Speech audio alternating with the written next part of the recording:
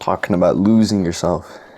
And I don't mean 8 Miles Lose Yourself from Eminem, although that is a banger song. And honestly, when I was in the shower thinking about this, was the first thing I jumped to. But I was thinking of losing yourself as letting yourself go, which I think is honestly a fairly big issue among a ton of people, intentionally or not. And people do it to themselves with their health, with their education, distracting themselves from what really matters in life. Using video games or alcohol, drugs, whatever, to pull themselves away from things that genuinely do matter because they think those things are more important. And in my eyes, losing yourself it's like entering autopilot in your day-to-day life. You normally you do things with effort. You go to the gym, there's intent behind what you're doing, and the way I kind of talked about it with my friend was honestly, it's just you're slowly ignoring the extra effort that goes into the things you're really doing in life. Let's say you're a big gym rat, I'll use that as the prime example because that's what I brought up earlier, and let's say you first start working out, and there's goals behind it, there's intent behind everything you do, like I'm going to do this exercise for this exercise for my legs, and you keep going to the gym and you get a little bit complacent, and all of a sudden you're kind of going, maybe you do 2-3 workouts, but there's no real goal, there's no real progress going on. You're just kind of going there because it was made a habit. And you also lose that image of how you're really doing. It's like, yeah, sure, a year ago you're hitting the gym, a ton of effort was going into it, and you create this image of yourself in your head of you're strong, you have great form, and even when you lose all of that image still stays in your head. You never really properly looked in the mirror and reevaluated yourself.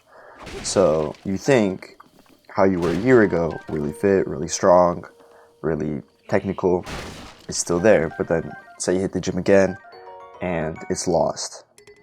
And it doesn't have to be something mental. I got really sick recently and I lost a lot of weight, and I of course just started getting back into the gym, and I never really take that effort to kind of look into the mirror and see, has anything changed, what's different about me. So I go back to the gym and I'm honestly thinking, I'm going in with the same mindset that, hey, I can pull up the same numbers, I have the same form, I've got this down pat, this is going to be easy. And I start working out and I'm dying.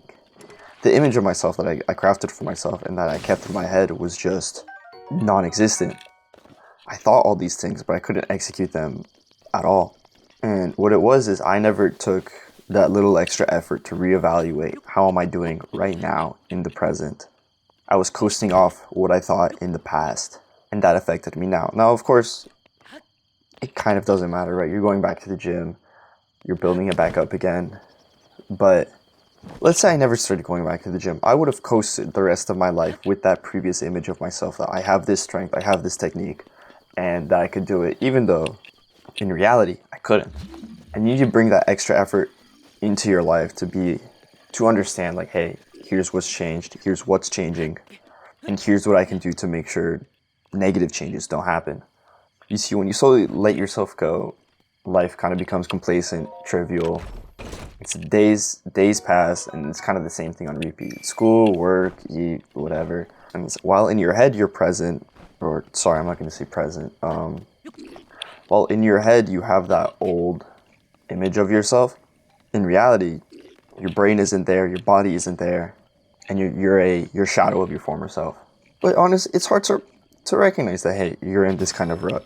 The most common example I would see is married couples. And this might be a hot take, but I'm a fairly firm believer that the vast majority of people don't actually do things like work out or go to school necessarily for themselves. A lot of the time, most of the time, I see that they do it for other people. Now, a prime example would be a married couple. When people are trying to win each other over, they want to present the best version of themselves. The most fit, the most money, the most educated, most funny, to try and win over the other person. But once you kind of bag that other person, your wife, your husband, you get comfortable. There is no insecurity anymore of, oh, maybe someone better will come along because, hey, there's a ring on your finger. You've got them bagged. It's steady. It's consistent. You're safe. There's no need now to present your best self anymore. I've seen this in my parents and other parents. There's plenty of other things that come up. I'm not gonna I'm not going to pretend that that doesn't happen. Yes, other things come up. But the effort to try for their lives kind of goes away. That's not to say you have to be stuck like that. I see, there's plenty of families that will put forward an effort towards themselves. They'll keep trying even though it's like, hey, I'm safe, I'm secure, I'm comfortable. But I'm still going to continue to push myself into uncomfortable scenarios or situations so that I can grow as a person and that this person could grow alongside with me. Yeah, being comfortable is nice, it's great, but it doesn't actually make people happy. Like, think about a time when you were really sick or you were just kind of coasting along for a while, you spiraled out a little bit for, I don't know, a week, a month. Your head just wasn't in the game.